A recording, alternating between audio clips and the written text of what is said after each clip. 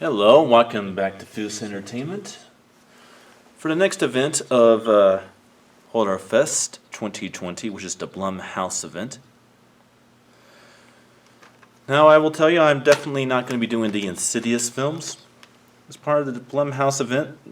If you guys want my views on those films, I did review those films back in 2018, or as I like to say, 2018. So look on this channel, you'll find the reviews of those. What I will be reviewing today is one of the most controversial horror films ever made. 2016's Jordan Peele directorial debut film, Get Out. Now, for some of the fans who may have a problem with this film, I am not hillbilly, I am not a Republican, and I'm not a Democrat. And so I do not have to take this film with a grain of salt. I can watch this film for what it is. This is a film that's like a homage to the old Twilight Zone, Outer Limits era and Hitchcock era of films and TV shows. That's kind of what this is to me. It is in no way a racist film to me. And I don't think that Jordan Peele wants us to take these films with that much of seriousness. I think he wants us to just enjoy a movie for what it is. And I think that's the case with Get Out.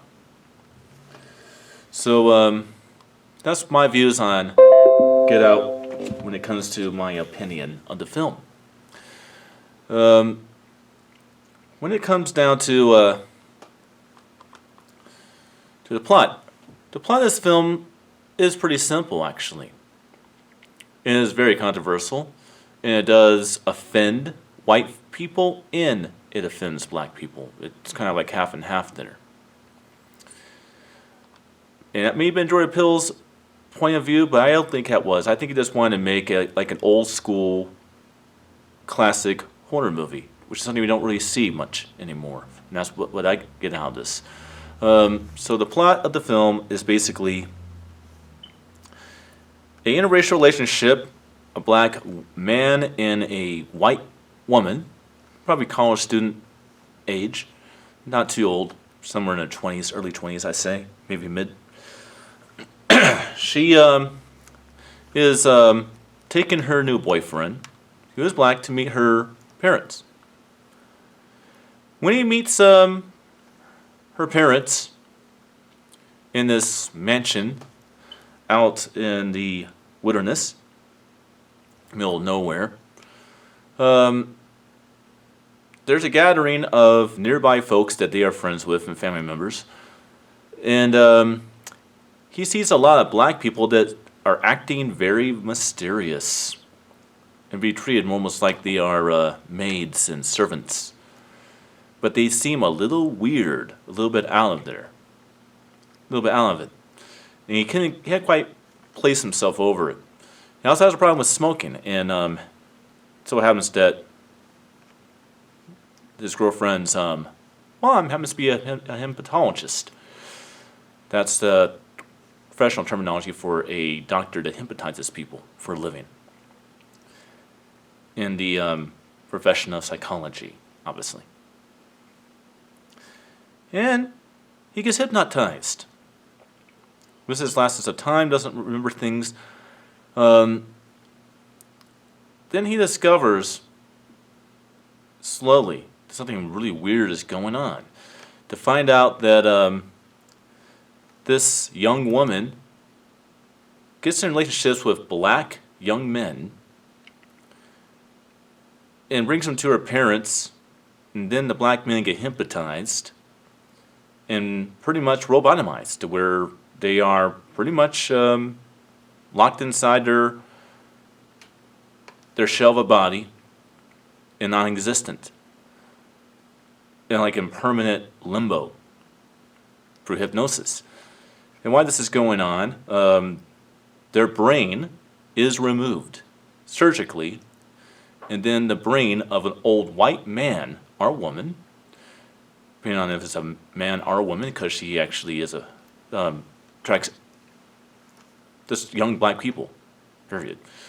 And the old white folks' brain is inserted into the young body of a young black person.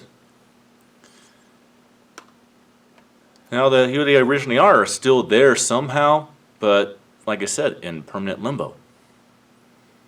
Kind of like a backseat driver to one's own body. He finds a way to outsmart our villains by making it harder for them to hypnotize him, and then he kills his way to freedom.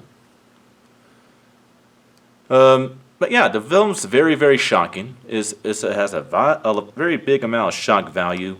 But like I said, you can't say this film is pro-Democrat or pro-Republican because it picks on both. I mean, that's the one thing I find interesting about Blumhouse Productions, is when they make a radical movie like this, because I'll admit it is radical to the average viewer, just not to me.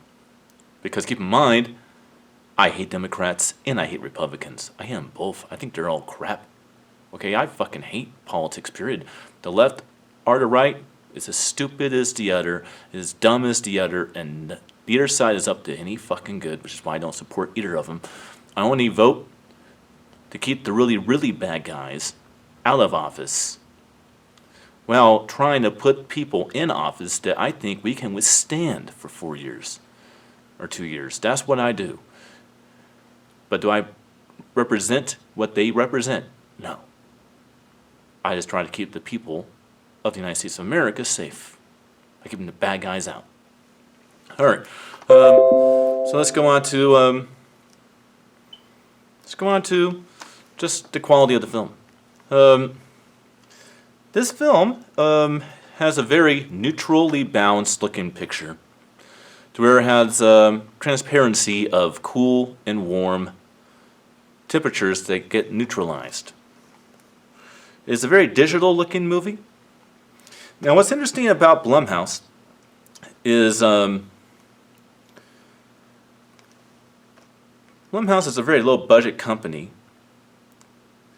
that makes movies for very little budgets and makes a lot like blockbuster status under the Universal Studios distribution in movie theaters, as well as Sony. Now, they first came along, obviously, with the Insidious franchise. I just don't feel like watching and reviewing those again. That's why I'm just trying to go to the other Blumhouse films I have not reviewed or watched for a long time. But yeah, they have a very grindhouse, low-budget, more film-like look to the films, and that's definitely present in this movie. But in a very modern sense with digital HD like cameras. We can definitely tell it's shot under 5mm, and it definitely shows a little bit of grain, but it's a very clean looking image and movie. Very good use of digital filters and stuff like that. Very good mastering too. The audio. The audio is where it gets really cool in this movie. The audio has a lot to where the audio is almost like a character in the movie. It kind of sets the mood with sort of like a haunting gothic effect sound stage for the film, to where it's subtle. It's not like a heavy effect movie to where you have like explosions and things flying around you and bullets flying around shit. Granted, there's a little bit use of guns in the movie, but not much. The film it has like a haunting sound. Even when it comes to the musical scores of the movie, it has a haunting sound to where the audio kind of acts as almost like a character in the film. And that's really cool when you can use the sound design and elements of the sound of the movie to really be a part of the story of the movie. And that's certainly the case with 2016's Get Out. Now, when I first watched this movie, yeah, I saw the controversies, but after revisiting this film, I haven't seen the film for quite a long time, I really don't see what the big deal is. I really don't. Like I said, I think that when this film came out, I still had a little bit of faith in either having a republic or having a democracy of any kind. Now I don't. I say this COVID-19 epidemic, as well as regulations and violations of all of our amendments that we fought for with all these wars, which are violated. Almost every freaking amendment and right and freedom that I have has been violated. I mean, for fuck's sakes, I have to go ahead and either cuss on camera or make an argument that the videos that I make on this channel are either for or not for children. Doing parents' jobs. Now I understand how hard it is to raise a kid, but it's not my fucking job to police what your child watches on the damn internet.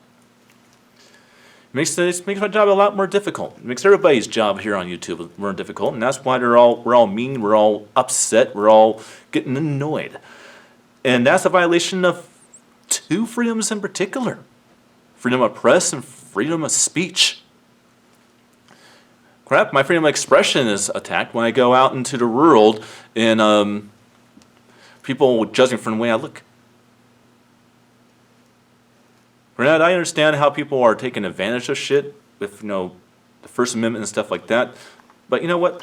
Let's get our act together. That's what I have to say about that. And let's finish this up by saying either you love it or you hate it. And I didn't want to make this a political review. But you either love it or hate it. But I actually thought it was cool and a decent, scary, modern horror movie with Get Out. And I'll see you guys next time for my next review. Until then.